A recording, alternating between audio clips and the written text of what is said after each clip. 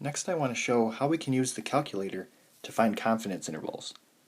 And again, we are doing this for the mean when we know the population standard deviation. So we want to press the Stat button, go over to the Tests menu, and then down to Z-interval.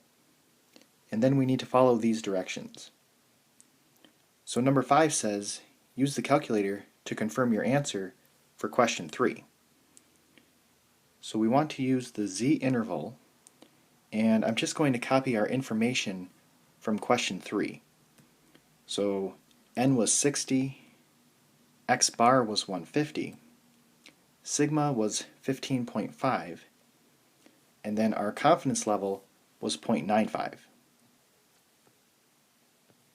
So on the calculator, I'm going to press Stat,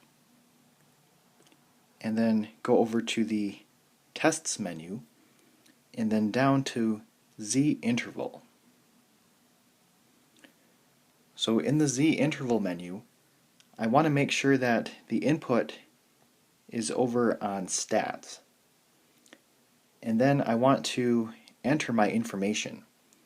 So sigma is 15.5, x bar is 150, n is 60, and our confidence level is 0.95. And then I want to press Calculate, and then it will calculate the Z-interval.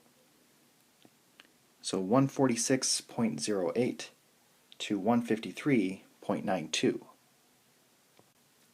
So that is our answer, and it does match what we got on number 3 when we found it by hand.